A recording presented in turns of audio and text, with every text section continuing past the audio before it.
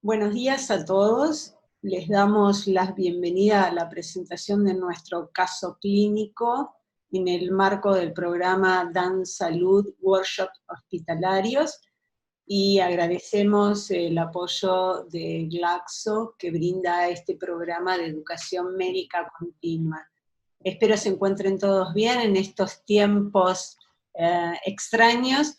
Va a ser una experiencia para nosotros tratar de interactuar y queríamos comentarles que se podrán hacer preguntas o comentarios a través del chat. Les pido que las preguntas o comentarios las dirijan específicamente al doctor Martín Cesarini, y en el caso de alguna dificultad técnica también podrán contactarse a través del chat seleccionando al participante asistencia técnica. Por razones de audio, al comenzar la presentación vamos a silenciar los micrófonos y las cámaras a fin de evitar las interferencias. Y bueno, esto va a ser algo informal, así que les pedimos que en algún momento vamos a necesitar de la interacción de ustedes, de conocer qué es lo que opinan acerca del caso que vamos a presentar, y todos esos comentarios los dirijan a través del chat. Les reitero, dirigidos específicamente al doctor Martín Cesarini, quien va a tomar sus preguntas e inquietudes y luego trataremos de ir resolviéndolas. Sin más, procedo a presentarles al doctor Martín Cesarini, que es especialista en neurología, en trastornos del movimiento y staff del área de movimientos anormales de INEVA, y además es coordinador del servicio de neurología del Sanatorio Ipensa de la Ciudad de La Plata. Mi nombre es Emilia Gato, soy médica neuróloga y estoy a cargo del área de trastornos del movimiento de INEVA, y soy jefa del Departamento de Neurología del Sanatorio de la Trinidad Mitre, ambas entidades afiliadas a la Universidad de Buenos Aires. Sin más, Martín, damos comienzo a nuestra presentación. Muchas gracias a todos. Bueno, buen día a todos. Primero que nada, gracias por la participación. La verdad que en estos momentos y bajo este contexto global es fácil que se van a dar un espacio para seguir haciendo lo que quizá más nos atrae o a lo que nos abocamos habitualmente. La idea es traerles un caso clínico que presenta un desafío desde el diagnóstico, sobre todo haciendo hincapié en el gran impacto que tiene en nuestro área, al menos, que tiene por ahí hincapié en lo semiológico. Les paso, lo vamos a presentar de manera fraccionada porque vamos a ir intercambiando opiniones, como decía la doctora recién, y lo importante en esto, por ahí creo, es que podamos, en ese intercambio de opiniones, llegar a analizar algunas situaciones públicas que son las que por ahí deberíamos dejar bien marcadas como para tener como recuerdos o puntos para llevarnos como conclusión de esto. El caso que le vamos a presentar es un paciente de sexo masculino de 51 años. Este paciente lo vimos hace unos años, en realidad, sin demasiado antecedente patológico desde el punto de vista clínico, un paciente hipertenso tratado con drogas de primera línea, con buen control, sin antecedentes familiares relevantes en lo relativo a patología neurológica. El paciente en realidad es un ingreso por guardia general en el hospital, con un cuadro clínico presentado de manera ictal. El paciente estaba durmiendo, tuvo una crisis tónico-clónica generalizada durante el sueño. Tiene un abordaje inicial clásico de un paciente que acude a consulta con este cuadro clínico, se lo interna por sala general, y se hace un abordaje de estudios de los que digamos, están de estándar de seguimiento en guardia. Entonces, el paciente se interna, no vuelve a repetir crisis, se hace una tomografía de cerebro simple de ingreso, se descarta y en el día de internación se hace una vuelve a mostrar algunas imágenes, que es normal desde el punto de vista estructural, y un electroencefalograma diferido durante la internación sin ningún estigma ni hallazgo neurofisiológico de patología. El paciente es internado en el hospital por consultorio externo, consulta por neurología. Cuando hace la consulta, el paciente perfectamente asintomático, se le plantea profundizar el estudio por haber sido una crisis de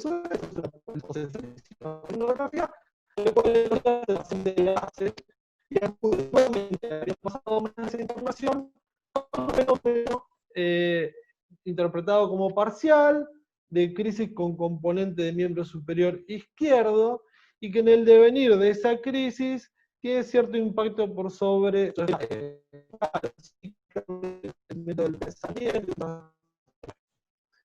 Se interpreta independientemente los estudios neurofisiológicos normales como una crisis sostenida, y se inicia tratamiento con difenilidantoína en dosis clásicas que incrementa la sensibilidad durante el día.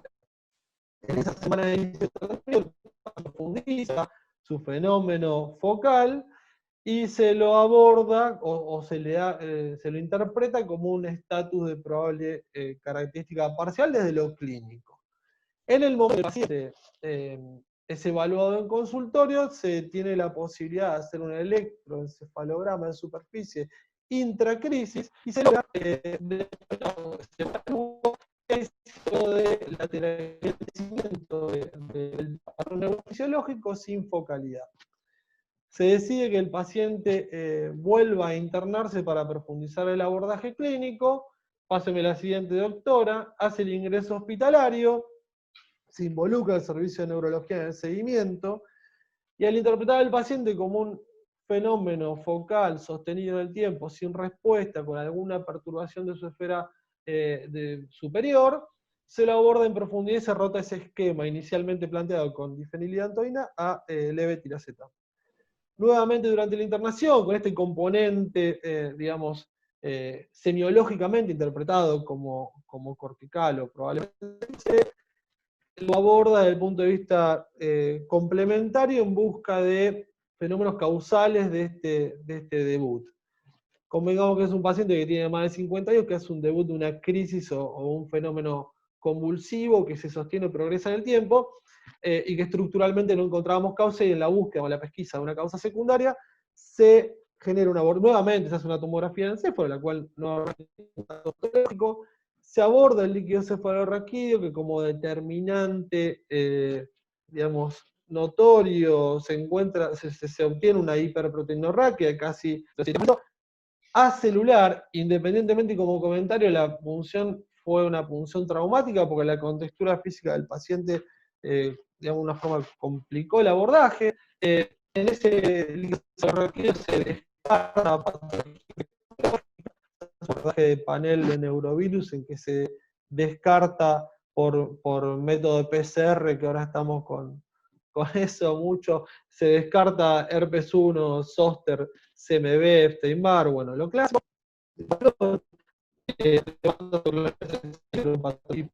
Normal. Se hace un abordaje para descartar patología intestinal o realidad sistémica de enfermedad celíaca. En este contexto se obtienen anticuerpos para patología paraneoplásica, de abordaje anticuerpos Hu-RI-Yo negativos. Se escanea al paciente desde el punto de vista clínico bajo tomografía sin determinación de patología, y en el devenir de los días se plantea hacer un centellograma corporal sin captación. Durante esa internación y en el contexto de ese patrón clínico sostenido en el tiempo, sin encontrar patología causante, solamente esa determinación proteica a nivel del líquido cefalorraquídeo, se determina y se solicita hacer una resonancia.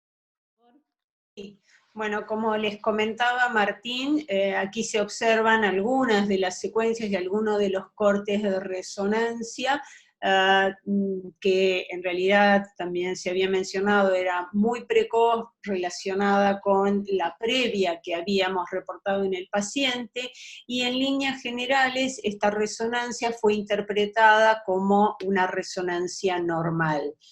En este contexto, el paciente fue seguido en forma ambulatoria hasta que comienza a desarrollar un cuadro de características paroxísticas, y el paciente y el paciente a los 60 días vuelve a la consulta.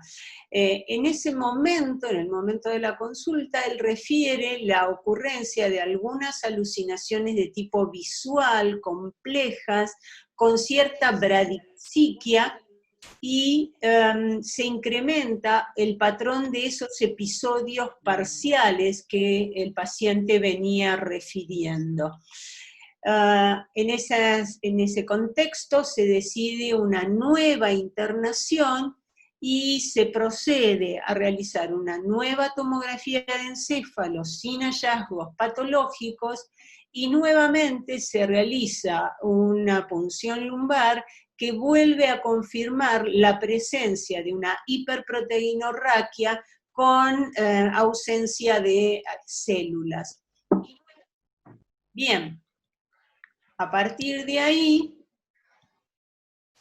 lo que queremos discutir, y nos gustaría que en todo caso, una vez que vean este video, puedan enviar a través del chat sus comentarios de qué les está pareciendo este patrón de movimiento que presenta el paciente. Les pido que en este momento nos focalicemos en el video y traten de visualizar. A veces hay movimientos muy sutiles, pero les pido que se focalicen, perdón, disculpen, les pido que se focalicen en el movimiento. ¿Tenías que memorizar hoy? ¿Cuáles son? Aquí está el brazo. Una era verde, el otro era escritorio. Bien. Una era camión. Y el otro... Si alguno de ustedes ha identificado o ha podido visualizar, lo vuelvo a pasar porque me parece que es un punto interesante a tener en cuenta, vuelvo a pasar el video, pero si alguno de ustedes ha podido detectar algún tipo de movimiento involuntario y quiere comentarlo, nos interesaría sobremanera que lo hicieran a través del chat. ¿Tenías que memorizar hoy? ¿Cuáles son? Aquí está el brazo. Una era verde, el otro era escritorio. Bien. Una era camión. Y el otro...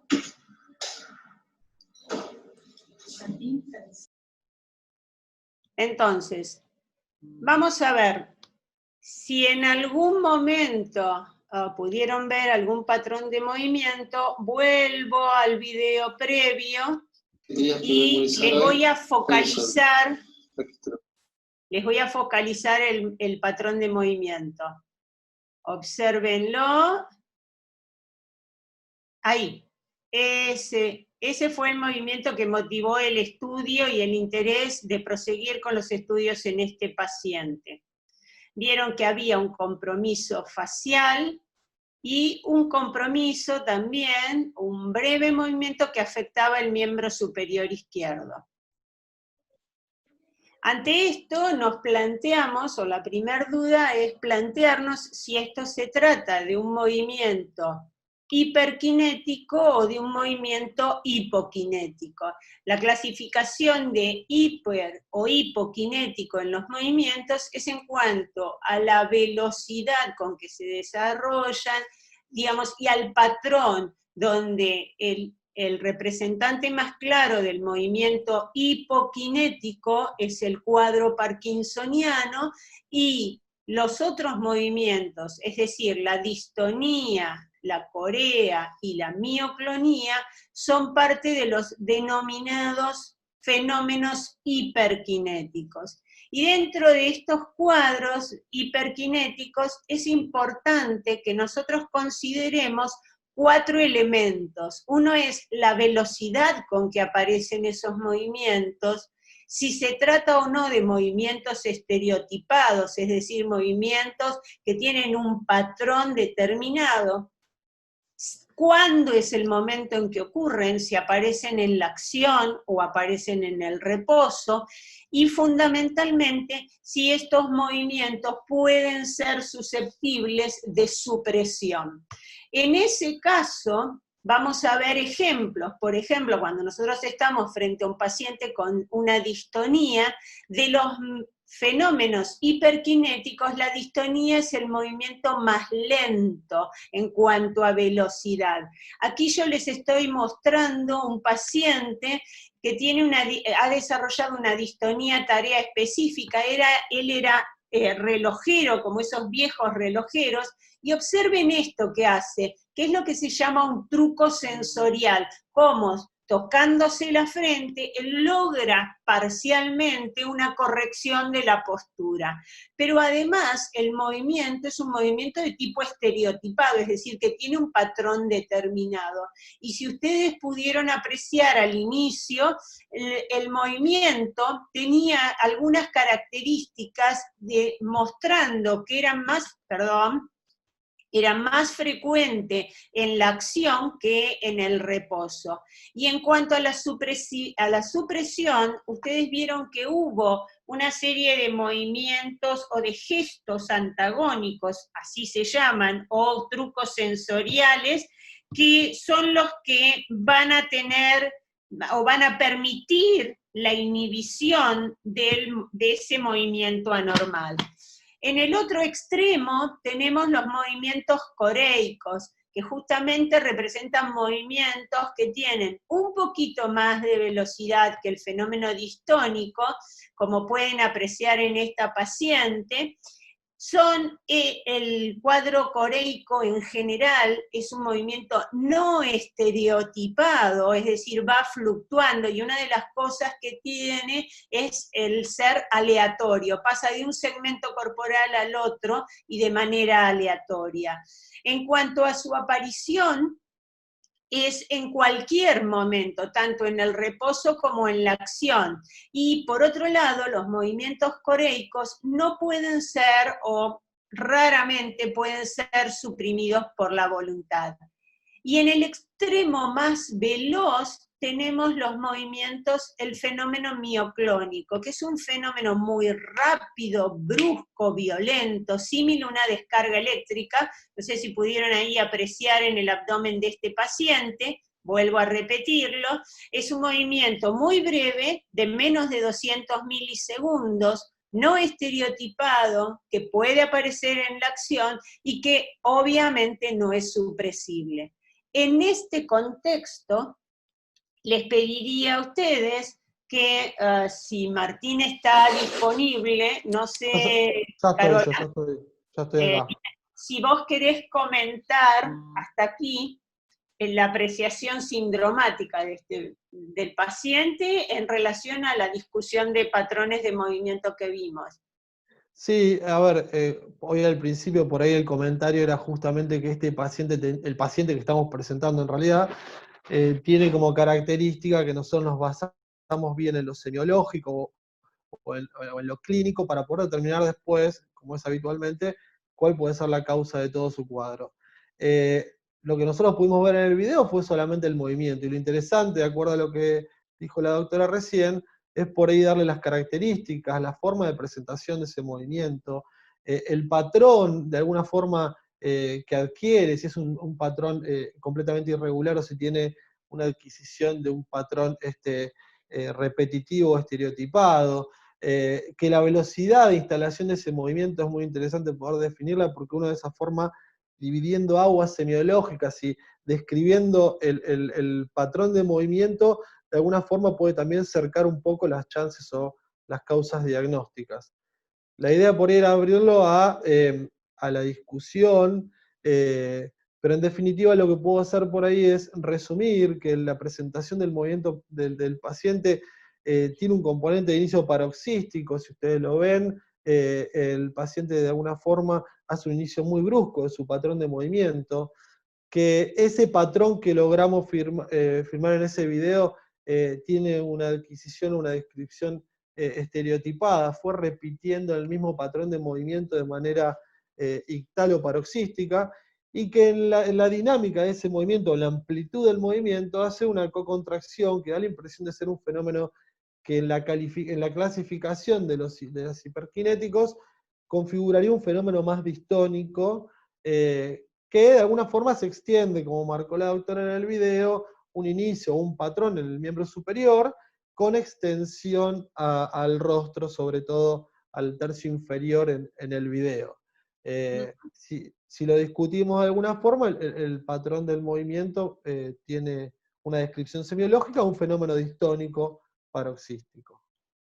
Bien, y en este contexto ahí se nos plantea la gran duda, porque este paciente inicialmente fue abordado como un paciente que tenía evidencia de crisis convulsivas, o así había sido interpretado inicialmente, y en ese contexto nosotros tenemos que definir cómo vamos a abordar un paciente que presenta un patrón de movimiento de tipo paroxístico. Paroxístico nos estamos refiriendo a que el movimiento es de aparición brusca, que tiene una duración breve en general, y que remite y puede volver a repetirse varias veces.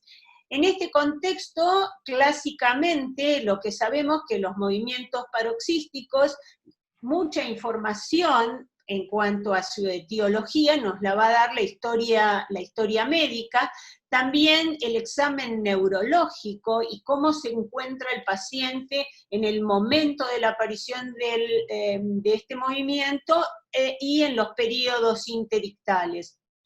Obviamente, las neuroimágenes y el laboratorio nos ayudan en cuanto al diagnóstico, y el electroencefalograma es un elemento importante en este punto porque nos permite dividir aguas. No obstante eso, hay que tener presente que pueden coexistir fenómenos epileptiformes y fenómenos paroxísticos no epileptiformes. Si pensamos que en este paciente el electroencefalograma fue un electroencefalograma normal, entonces podríamos hablar posiblemente de movimientos paroxísticos que pueden ser típicos, donde en general se vinculan fundamentalmente a cuadros hiperkinéticos, o a veces pueden tener episodios, digamos, estos fenómenos paroxísticos pueden vincularse con ataxia. En este paciente no vimos un fenómeno atáxico, por lo tanto esta rama del algoritmo la voy a descartar, pero sí vimos un patrón de movimiento que era bastante llamativo. Ahora bien, cuando nosotros estamos frente a fenómenos paroxísticos, tenemos que poder interpretar en qué circunstancias ocurren algunos de ellos, ya que va a haber fenómenos paroxísticos inducidos por el ejercicio, fenómenos paroxísticos kinesigénicos inducidos por el ejercicio, u otros que no serán inducidos por el ejercicio. Y esto es interesante porque en este paciente particularmente, nosotros no pudimos apreciar un fenómeno, digamos, o una circunstancia que fuera un factor precipitante del movimiento. ¿De acuerdo? Entonces, cuando uno está frente a un cuadro paroxístico o a un patrón de movimiento paroxístico, es muy importante el establecimiento de la historia clínica y ver en qué momento de la etapa de vida del paciente aparecen estos fenómenos. ¿Por qué? Porque hay movimientos paroxísticos que son bastante frecuentes en el periodo neonatal y en la infancia, incluso asociados a episodios digamos, a hemiplejías transitorias o paroxísticas, y hay episodios paroxísticos que son las llamadas disquinesias paroxísticas, que son las más frecuentes y que tienen un patrón o una vinculación familiar, y suelen tener una edad de inicio entre la segunda infancia y la adolescencia.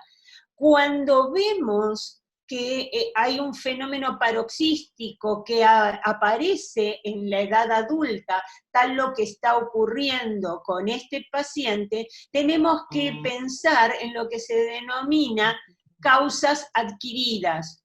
Y es allí donde es muy importante dividir aguas. Les dije que había formas de movimientos paroxísticos o trastornos del movimiento paroxístico que podían tener un patrón familiar y en los que se puede identificar causas genéticas, en ese caso veremos que tenemos que mencionar fundamentalmente a las disquinesias paroxísticas kinesigénicas, que ¿cuál es el patrón de estos movimientos? Fundamentalmente, la edad de inicio es entre la primera infancia y la adolescencia tardía, los 20 años.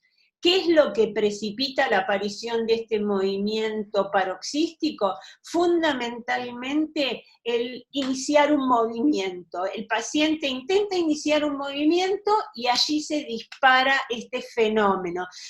La duración de los ataques es menos de 1 minuto y lo interesante en este tipo de trastorno es que muchas veces estos pacientes son mal diagnosticados o como pacientes, digamos, disfuncionales o movimientos de tipo psicógeno, y en otros casos se los interpreta como crisis epilépticas. Allí, de todos modos, persiste una discusión, dado que este tipo de trastorno del movimiento tienen una muy buena respuesta a los antiepilépticos. Otro de los patrones son las disquinesias paroxísticas no kinesigénicas, es decir, que no están, digamos, no se aparecen por la generación de un movimiento, sino que tienen como disparadores, fíjense ustedes, cafeína, alcohol, situaciones de estrés, y que el paciente puede tener, esos episodios pueden tener una duración que va desde minutos hasta horas. Y en general, este tipo de trastorno del movimiento tiene una edad de aparición más temprana. Otra de las características es la disquinesia paroxística inducida por el ejercicio. Son cuadros donde el paciente desarrolla un movimiento paroxístico que puede durar de 5 minutos hasta media hora, con varios episodios a lo largo del día, y que son precipitados o que aparecen luego de un ejercicio intenso. En este caso, vamos a ver que fundamentalmente se vincula con una mutación en el gen denominado SLC2A1, que tiene que ver con el transporte de glucosa. Y estos pacientes van a responder muy bien a los tratamientos con dietas cetogénicas. Y luego hay fenómenos paroxísticos nocturnos, que muchas veces han generado la duda o la discusión diagnóstica si realmente eran fenómenos paroxísticos o si podían ser incluidos dentro de lo que se llaman epilepsias frontales nocturnas. Sin embargo, se ha visto que tienen un patrón diferente, sin descargas epileptogénicas, y muchas veces han sido identificados en asociación con esta mutación, con el gen, el ABCI5. Pero en este paciente, la verdad es que no nos cerraría ninguno de estos patrones. No obstante, fíjense que tanto las disquinesias paroxísticas kinesigénicas como las no kinesigénicas, como también las nocturnas, pueden deberse a causas adquiridas. Y esto es lo interesante, que en este paciente la causa adquirida es lo que vamos a tener que explorar. ¿Y cuáles son esas causas o qué puede generar fenómenos paroxísticos?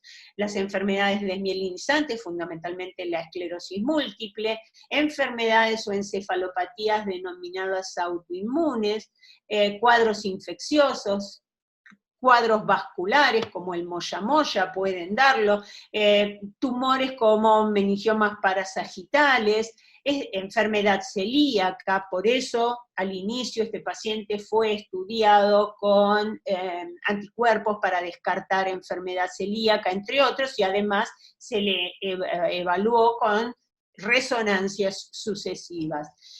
En definitiva, los trastornos paroxísticos o las disquinesias paroxísticas suelen vincularse con alteraciones, aquellas que tengan una edad de inicio en la primera infancia o en la adolescencia tardía, suelen vincularse a alteraciones en los genes que codifican proteínas involucradas en la sinapsis, en el transporte y también en la conformación de receptores tanto de calcio, de sodio y de potasio. Así vamos a ver también esas se van a presentar no solo a nivel de los ganglios basales, sino que también en la neurotransmisión que corresponde a las células de Purkinje a nivel del cerebelo.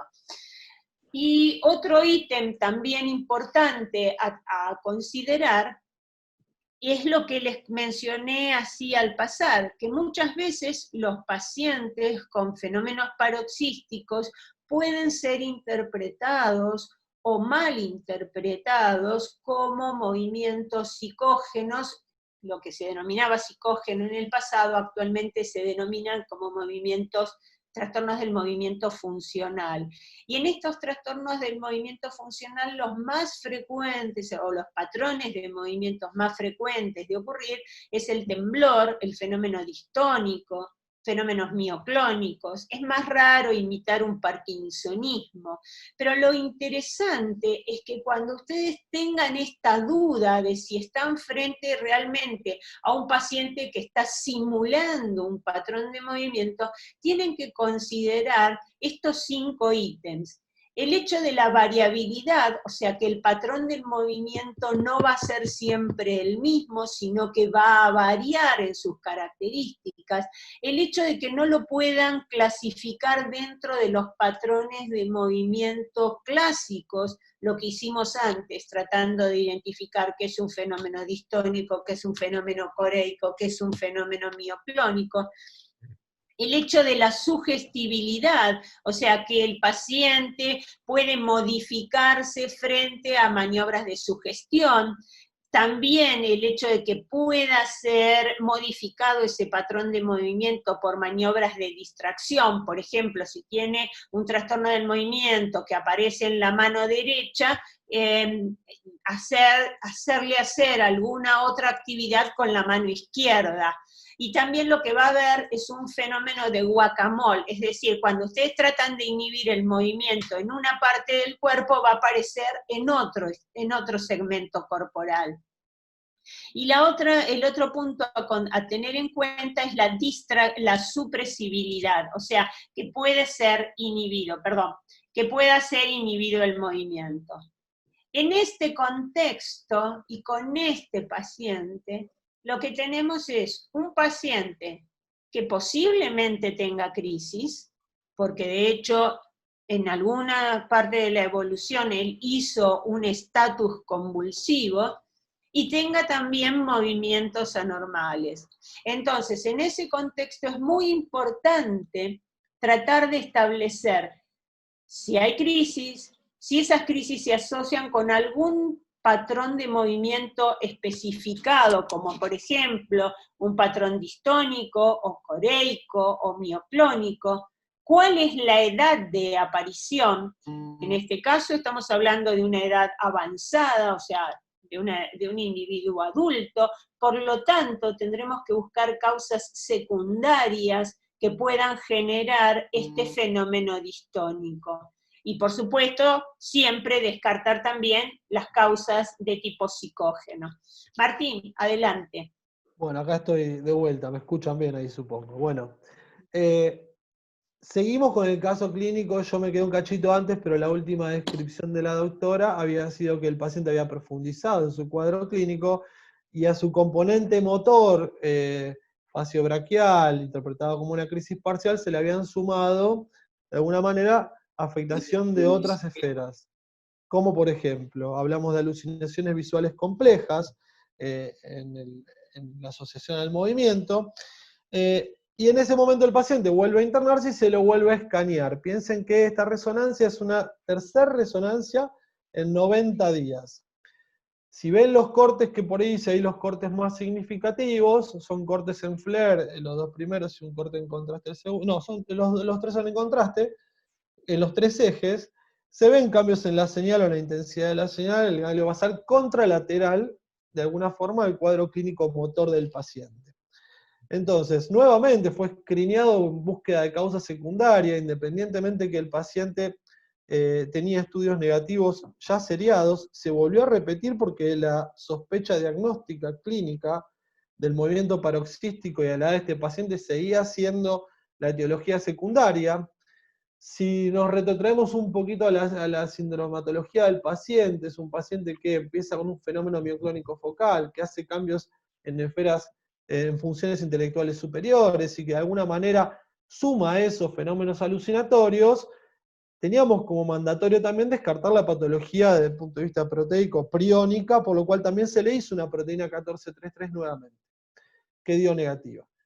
El electro en esta situación y en esta fase de la enfermedad, aparte de estar lentificado de manera global, empieza a lateralizar también de acuerdo con la imagen. Entonces, ahora tenemos dos estudios de alguna forma que son congruentes al cuadro clínico y independientemente de esto, lo que decidimos fue abordarlo desde el punto de vista terapéutico. Pásame la siguiente, doctora.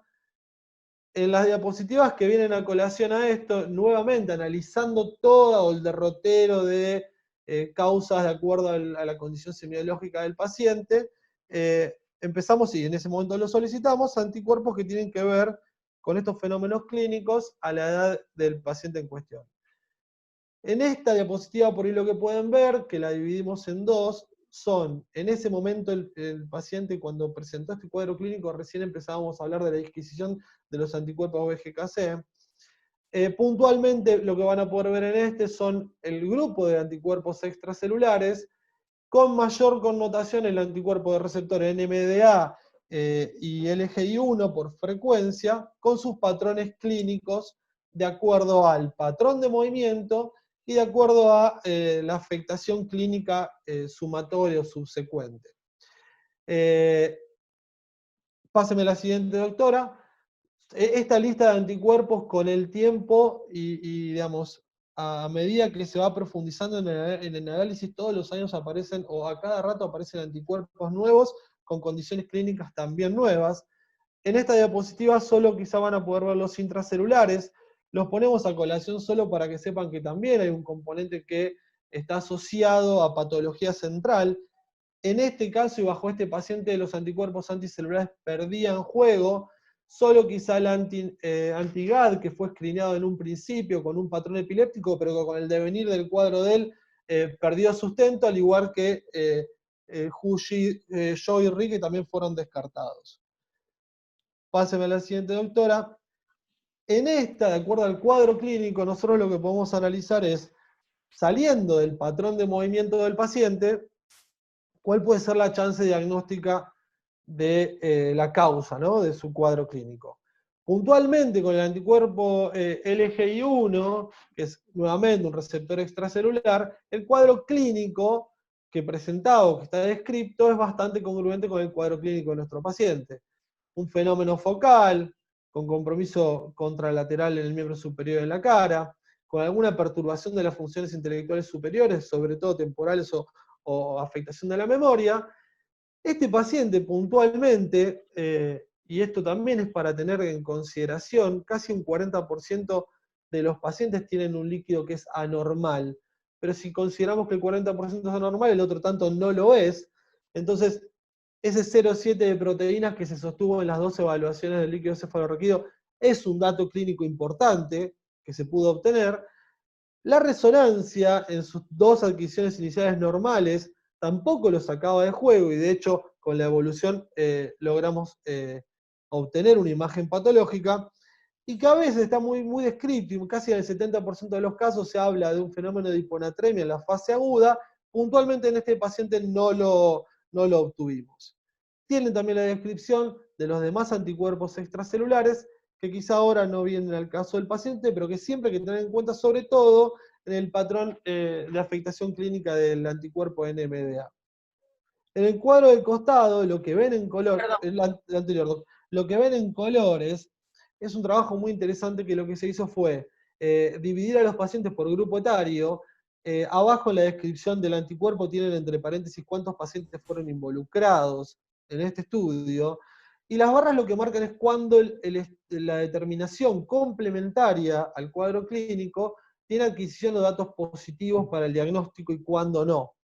Quizá no es para el análisis ahora, pero sí es muy importante para tener en cuenta que muchas veces los estudios complementarios al análisis clínico no son los que nos sacan o los que nos determinan a establecer el diagnóstico. De hecho, si uno, digamos, la sospecha diagnóstica ante la evolución de este cuadro, muy probablemente hablábamos de una demencia rápidamente progresiva y quizá uno el diagnóstico que primero hubiese impuesto hubiese sido la afectación encefalítica por enfermedad por priones. Pero bueno, el resumen de los anticuerpos quizá es este. Doctora.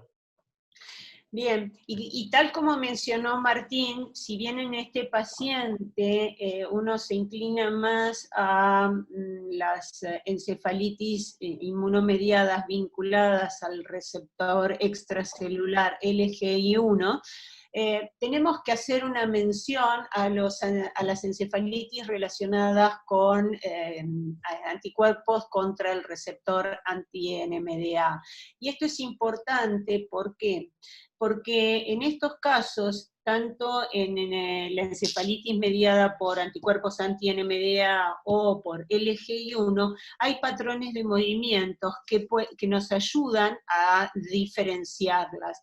En el caso de la anti-NMDA, el patrón de movimiento va a ser fundamentalmente una diskinesia bucolingual u óculo-bucolingual. Aunque puede haber también alguna postura anormal, en tanto que en el LGI1, después Martín se va a extender al respecto, tienen un patrón muy característico. Pero otro punto interesante del anti-NMDA es que en general son cuadros que van a tener una rápida evolución y que esa rápida evolución va a estar dada muchas veces por síntomas psiquiátricos. Entonces, atención, porque estos pacientes pueden debutar con cuadros psiquiátricos y alteraciones cognitivas. Pueden aparecer trastornos del lenguaje, fundamentalmente disartria o un mutismo, y también pueden presentar convulsiones. Otro de los cuadros que pueden asociarse en estos pacientes son fenómenos catatónicos, y así como también cuadros de disautonomía muy marcada, y cada vez que yo veo este cuadro, viene a mi mente, permítanme hacer una pequeña digresión, un paciente que vimos en el año 2006, en el Sanatorio de la Trinidad Mitre, que era un paciente joven de 35 años, que había debutado con un cuadro psiquiátrico digamos, de delirio. Él tenía una tendencia a cuadros de impulsividad, y luego desarrolla un cuadro catatónico severísimo, y cuadro disautonómico, que lo llevó a estar en terapia intensiva, requiriendo monitoreo e intubación incluso, y nunca me voy a olvidar de ese paciente, porque en ese momento nosotros, digamos, todavía se desconocía esta patología vinculada a las encefalitis anti-NMDA. Habíamos pensado en algún momento en un Creutzfeldt en este paciente. Lo cierto es que el paciente logró sobrevivir, pero tengan presente esto, que puede presentarse como una meningoencefalitis, que puede presentarse como un cuadro psiquiátrico con trastornos del movimiento, con marcada disautonomía, y elementos de apoyo que pueden ser interesantes es hallazgos típicos en el electroencefalograma, donde aparece lo que se llama un patrón de delta brush, como un peine de ondas lentas, y muchas veces estos pacientes tienen en su rescate el antecedente de una historia de infecciones, sobre todo por herpes virus. Y el diagnóstico definitivo está dado por el hallazgo de estos anticuerpos que deben ser detectados en el líquido cefalorraquídeo. Y esto es interesante porque digamos, la evolución de estos cuadros es una primera etapa con un gran componente inflamatorio, y luego va a un cuadro más de daño y de irreversibilidad de los síntomas. Por eso se hace imperioso el hecho de diagnosticarlos y tratarlos en forma inmediata. una vez que se los ha identificado. Entonces tenemos en general en las encefalitis mediadas por anticuerpos anti-NMDA, posiblemente un pródromo infeccioso con un cuadro subfebril leve. Luego aparece el cuadro psiquiátrico con los cuadros maníacos y el cuadro cognitivo. Luego aparecen los trastornos del movimiento con catatonía, disquinesias, puede haber alguna postura distónica en el resto del cuerpo, y luego aparecen los trastornos cognitivos ya más severos con un síndrome disejecutivo. Entonces, hay que tener presente que en el 4% de estos individuos los cuadros psicóticos ocurren sin asociación a síntomas neurológicos. Y también otro hecho interesante que en los últimos años ha cobrado relevancia es el hecho de que se han descrito cuadros de encefalitis mediadas por anticuerpos anti-NMDA asociadas a otras enfermedades inmunomediadas del espectro de las neuromielitis ópticas. Y esto es muy importante porque los hallazgos clínicos y radiológicos y la coexistencia de anticuerpos nos permiten establecer un diagnóstico. Esto es importante, el reconocimiento de estas asociaciones para evitar errores diagnósticos. Martín, adelante. Solo sumo una cosita como comentario, esto como para take home por lo menos por experiencia personal en cuanto a las encefalitis por NMDA, al estar dadas en un grupo etario que ronda por la juventud o por la adultez joven, muchas veces el impacto inicial ante esa sintomatología es interpretado como un cuadro de potencialidad, fenómeno exotóxico o adictivo. Solo para que lo tengan en cuenta, porque muchas veces si el contexto da, uno es como que enfoca para ese lado porque el cuadro clínico parece que va para ahí y en definitiva hay un cuadro inmunomediado en el medio. En relación a la encefalitis LGI1, vuelvo al cuadro clínico bien característico. Si ustedes se focalizan un poquito en la diapositiva, habla de que las crisis parciales o estos fenómenos motores focales están presentes en casi los 2/3 de los pacientes, lo cual en definitiva no tiene una prevalencia alta este fenómeno clínico, pero en definitiva se da en la mayoría de ellos, que por lo general el patrón que adquiere es característicamente un fenómeno facio-braquial, con una especie de propagación o marcha, lo cual hace esta confusión entre un cuadro, digamos, epiléptico con una marcha motora desde el miembro superior a la cara, y que está observado ese patrón en casi la mitad de los casos. Hace un rato les hacía el comentario de la hiponatremia, que es un fenómeno que uno si empieza a pensar en esto, puede tener también un dato clínico para el diagnóstico en la obtención de una muestra serológica, digamos, sérica del perfil de sodio, y que en un porcentaje alto coexisten o debutan o tienen en su evolución un fenómeno clínico que es una generalización de una crisis tónico-clónica, como fue el caso de este paciente en el inicio. Paso a la siguiente, doctora. Al igual que con la encefalitis anti-NMDA, como se describía recién, también la encefalitis por LGI1 tiene manifestaciones psiquiátricas o conductuales. Yo le sumo solo un comentario, que también fue un distractor en este paciente, que se interpretó al principio que podía tener algún fenómeno funcional o algún fenómeno una simulación voluntaria. El paciente tenía un trabajo con una sobrecarga desde el punto de vista, digamos, muy grande. El paciente trabajaba de custodio, estaba expuesto constantemente. Y puntualmente en este, que es la descripción del artículo que se hace, es el tiempo, el delay que se toma para hacer el diagnóstico por subestimar de alguna forma los síntomas psiquiátricos de la manifestación del cuadro. Fíjense que hay una historia en este paciente de patología transgresora, con abuso de alcohol, con algún consumo de sustancias, un cuadro depresivo, evolutivo y fluctuante, que a una edad determinada, y está marcado como una bandera roja en ese cuadro clínico, a los 48 años sí, hace un cuadro epiléptico.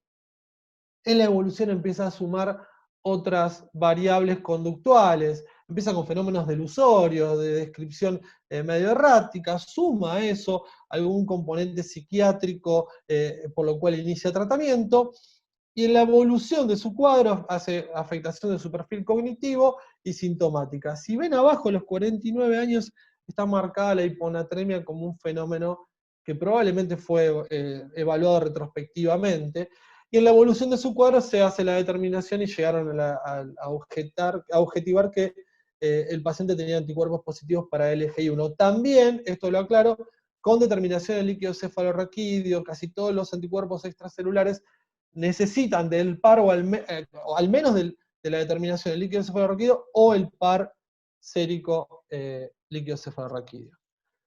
Bien, la siguiente. Bien, y aquí un poco como para tener presente cómo diferenciamos el fenómeno paroxístico, el movimiento anormal paroxístico del fenómeno epiléptico. En general, estas disquinesias o estos movimientos facio-braquial que aparecen en los pacientes con anti-LGI1 son bruscos, breves, como ustedes pudieron ver, parecen espasmos y que comprometen el miembro superior y la región facial, y que en muchos casos el fenómeno distónico se puede apreciar sobre todo en la mano, si recuerdan el video del paciente. En general son uni o bilaterales de forma asincrónica, van alternándose, y también muchas veces el paciente puede tener cierto estrechamiento de la conciencia en el momento de la aparición de este cuadro. También es importante tener en cuenta que esta disquisición, si se trata de fenómenos puramente vinculados a disfunción de ganglios basales o de origen cortical, continúa en debate. Pero lo cierto es que en estos pacientes se ha encontrado un hipermetabolismo a nivel de los ganglios de la base, apoyando la hipótesis de que estos movimientos paroxísticos tienen que ver más con un fenómeno paroxístico no epileptogénico que epileptogénico. Y en cuanto a epilepsia, en general las crisis epilépticas tienen un patrón estereotipado, es decir, que siempre se repite el mismo, que tienen también afectación del nivel de conciencia, y en el caso de las descargas mioclónicas corticales que se pueden sobreagregar al fenómeno paroxístico que tienen los pacientes. Algo interesante que lamentablemente no tenemos en nuestro medio es la realización de un potencial de back aberration, que es una técnica que nos permite predecir la aparición de un movimiento antes de que éste ocurra. Eso es positivo si vemos ese tipo de descarga o ese tipo de onda antes de que el movimiento aparezca, lo asociamos más con un fenómeno cortical. Y por supuesto, los hallazgos del electroencefalograma realmente nos ayudan a discriminar si hay un fenómeno de origen cortical o subcortical en estos pacientes. Por supuesto que, como se mencionó, los pacientes con encefalopatías inmunomediadas pueden tener, o tienen, en muchos casos, cuadros epilépticos. Y en ese caso, ¿cuál es el mejor anticonvulsivante? Tengamos presente, como mencionamos al pasar, que estos son anticuerpos dirigidos, son anticuerpos extracelulares, y muchos de ellos están vinculados con canales de sodio, canales de potasio, en el caso del anti-LGI1 vinculados a canales de sodio.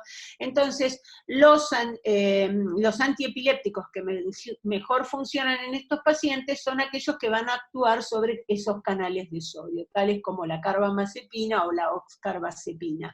En el caso del levetiracetam, si bien el cuadro epiléptico puede responder y es un excelente anticonvulsivante, el efecto o digamos, la bandera roja el uso de levetiracetam está dado porque puede exacerbar la sintomatología psiquiátrica que va a acompañar a estos cuadros, sintomatología psiquiátrica caracterizada por irritabilidad, bueno, delirio y agresividad. Entonces se trata de evitar. Ahora, lo interesante es que estas encefalopatías inmunomediadas tienen un tratamiento específico que está dado por inmunomoduladores, y las crisis epilépticas van a responder muy bien a los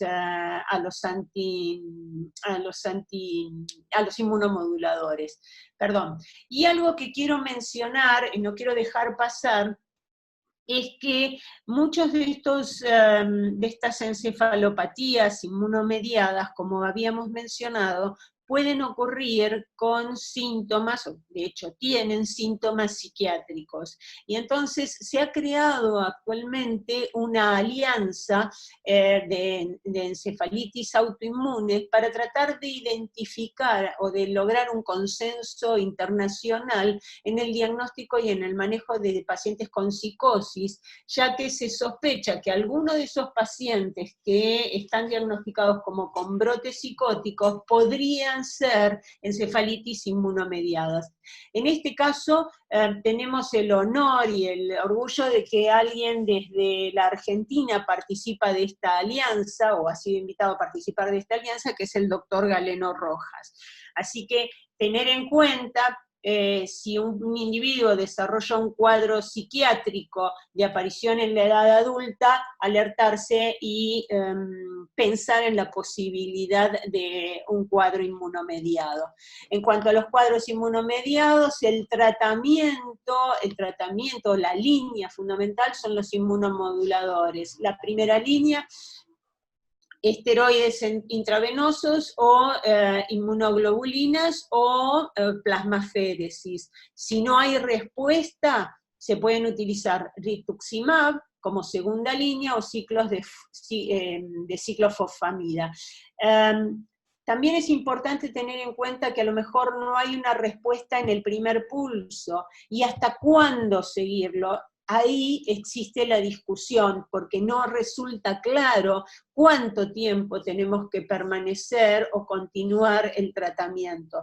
Los que sí resulta sumamente claro es que sospechamos este cuadro y tenemos que iniciar tratamiento en forma inmediata, porque es en ese periodo que vamos a tener alguna respuesta. Martín, adelante. Bueno, esto en realidad está desglosado de esta forma, pero nosotros con el paciente puntualmente durante la internación, a la reinternación con la imagen, se decidió iniciar tratamiento. Esto que decía recién la doctora es fundamental, y yo creo que por ahí es de todo lo que nos podemos llevar de esto lo más importante. Sospecha clínica, y eso es una recomendación que ya está hecha por todos los, digamos, los especialistas o los que están abocados a este tipo de enfermedades. El paciente se trata, el paciente no se espera el diagnóstico definitivo si la sospecha clínica es de un fenómeno encefalítico, casi a la par de cuando se piensa en un fenómeno encefalítico infeccioso. El tratamiento se instala de manera aguda. Depende de la instalación del tratamiento, el fenómeno posterior secuelar o cómo siga el paciente. En este paciente puntualmente se instalaron pulsos de metilprednisolona, hizo 1 gramo 5 días y continuó con un tratamiento vía oral con meprednisona de 80 miligramos. Se completaron estudios, en realidad quedaba pendiente el panel onconeural, LGI1 en MDA a la cabeza, pero en el panel también se piden determinaciones para CASP2, AMPA, GABA y A y B. El paciente luego del tratamiento hizo remisión sintomática, mejoró el perfil y el estatus cognitivo, y sostuvo de alguna forma esa mejoría sin incurrir en nuevos episodios. Independientemente de eso, la recomendación es que ante iniciar este tipo de terapéutica, se recomienda al menos hacer 3 ciclos de esos pulsos. Este paciente hizo eso, hizo el primer pulso internado con una mejoría clínica significativa y programó los siguientes tratamientos en solo 1 día de 1 gramo en 2 ciclos siguientes. A la siguiente, Doc.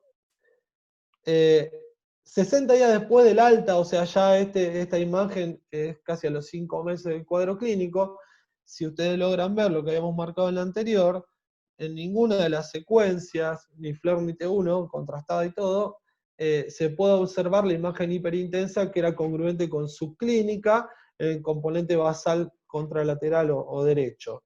Nuevamente, nada, o sea, como comentario, también fue difícil poder repetir una nueva resonancia en corto tiempo, pero bueno, se hizo y esta fue la determinación. La siguiente, Doc.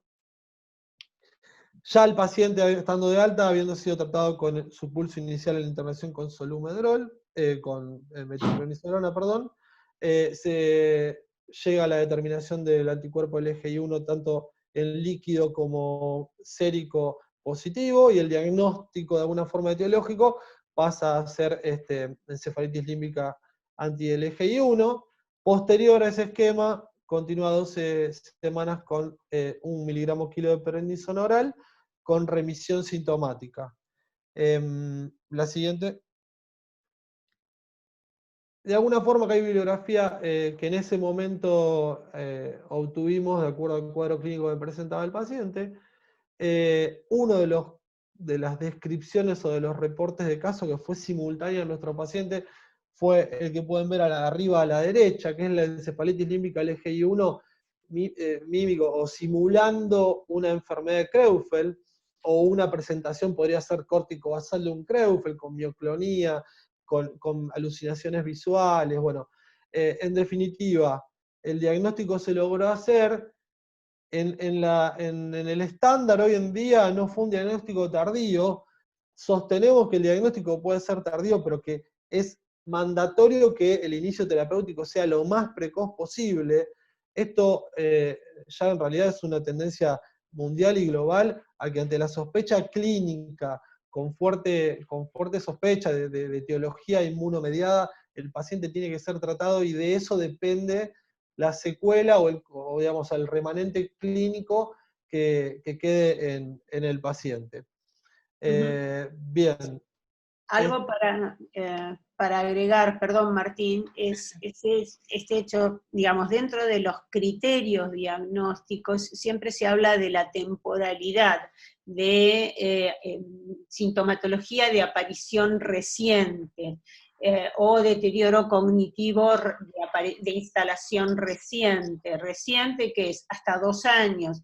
No obstante eso, hay que tener en cuenta que más recientemente se están publicando algunos cuadros vinculados a un anticuerpo IgLON5, que se vincula más a la aparición de cuadros símil parkinsonismo, símil PSP, que se ha visto incluso con más años de evolución.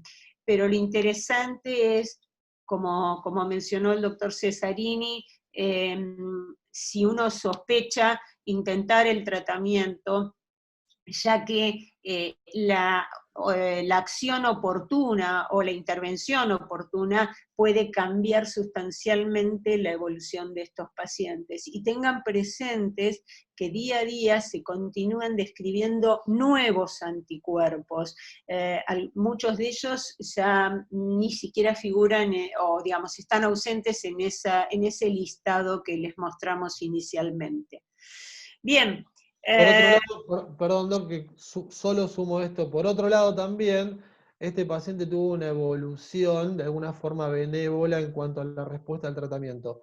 Hemos tenido pacientes también que ante la instalación del tratamiento esteroideo no tienen la respuesta que tuvo este paciente, entonces hubo que escalar una segunda línea, que probablemente la que hemos elegido ha sido gamma-globulina, que la respuesta después de hacer los ciclos de la misma forma, con los meses de ventana, tampoco fue buena, y que recién han tenido respuesta al tratamiento instalado con rituximab, por ejemplo. Entonces, digo, la discusión que se plantea habitualmente cuando se abre a debate la patología inmunomediada del sistema nervioso, pone el techo de hasta cuándo, y en todas las conclusiones, la gran mayoría de los chair en esto, plantean que es hasta que lo resuelvas. Digo, hay que ser agresivo en cuanto al tratamiento, y no esperar una respuesta y de acuerdo a esa respuesta tratarlo. Si uno tiene el diagnóstico en la cabeza, lo sospecha, el esquema de tratamiento tiene que ser sostenido y hasta el final del tratamiento. Bien, listo.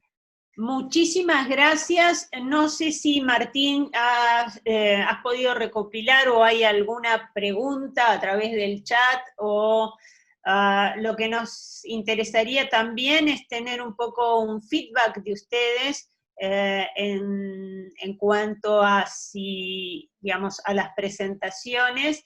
Y desde ya agradecerles el que hayamos compartido este tiempo, agradecerle al Laboratorio Glaxo por esta actividad educativa, agradecerle en Patagonia también digamos, por convocarnos, y quedamos abiertos a preguntas si es que hay alguna. Acá tengo una pregunta, doctora, del Santiago Gutiérrez, que pregunta si hay forma de prever los cuadros en el estudio del código genético prenatal. Y si es posible, ¿hay capacidad de manipulación del mismo para evitar estos trastornos con alguna especie de tipo de técnica génica? Entiendo que debe ser el diagnóstico de los movimientos paroxísticos, ¿no?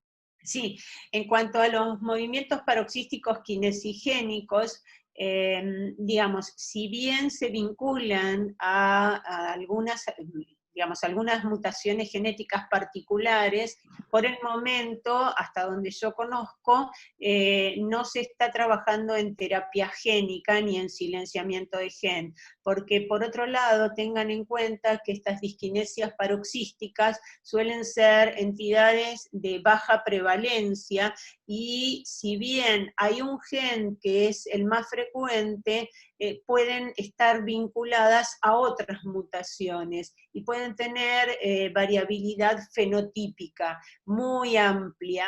Entonces, por el momento no hay terapia génica dirigida a las disquinesias paroxísticas, digamos, kinesigénicas, no kinesigénicas o inducidas por el ejercicio, que por otra parte tienen un tratamiento y son muy sensibles a la respuesta terapéutica. En el caso de las kinesigénicas, el tratamiento fundamentalmente con anticonvulsivantes. Las no kinesigénicas, la respuesta a las benzodiazepinas, específicamente al clonazepam, y las inducidas por el ejercicio, su respuesta a la terapia cetogénica, a la dieta cetogénica, perdón.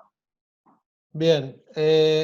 Otra pregunta de Hernández es la duración de la corticoterapia vía oral y los criterios para suspenderla. Si quiere. ¿Querés, Martín? En realidad es un tema de controversia y de discusión. A ver, de un lado de la balanza siempre está planteado qué grado digamos, de impacto puede tener esta enfermedad de no ser tratada. Del otro, la discusión eterna es hasta cuándo y con qué. Digo, no hay ninguna recomendación que la nueva determinación de anticuerpos pueda dar dato para suspender o para continuar el esquema. Por otro lado, los títulos tampoco son útiles en cuanto a decir, bueno, hago una determinación desde el punto de vista cuantitativo del anticuerpo y puedo decir cuándo me habilita a suspenderlo. Las recomendaciones de esto, de las guías, es sostenerlo al menos por 4 meses, son las 12 semanas, en realidad, perdón, 3. Pero no hay establecido una fecha, y de hecho, también sucede en un porcentaje no menor que uno suspende en ese plazo la terapéutica que está instalando, ponerle que sea el corticoide, pero que puede ser otra, y recrudece la fenomenología clínica. Entonces uno tiene que reinstalar el esquema.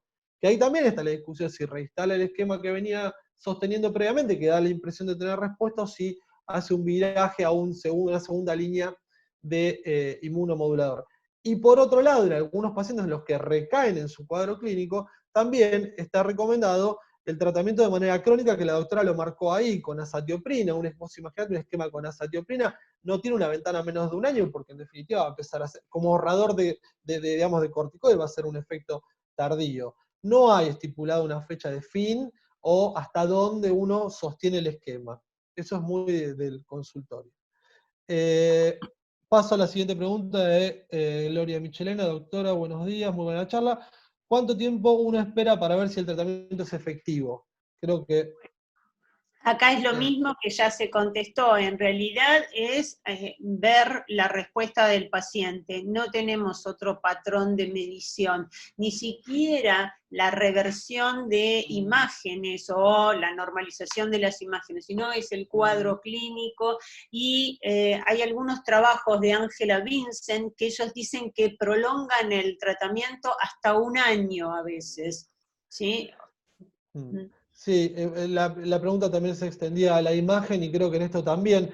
Por otro lado, lo de la imagen, nuevamente digamos, al objetivo de la presentación, que casi nos posicionan que lo clínico o lo semiológico es mandatorio, digamos, la corrección en cuanto al patrón de la imagen tampoco modifica la terapéutica que uno vaya a seguir.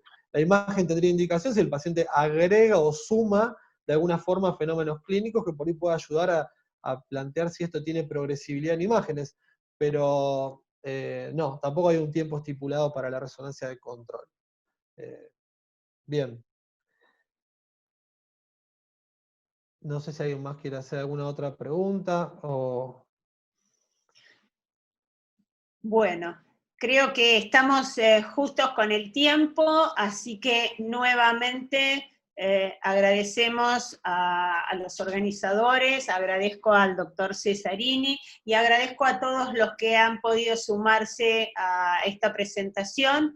Espero que les sea útil y nada, mucha suerte y a cuidarnos todos. Gracias, muy amables. Gracias a todos de mi parte también, ¿eh?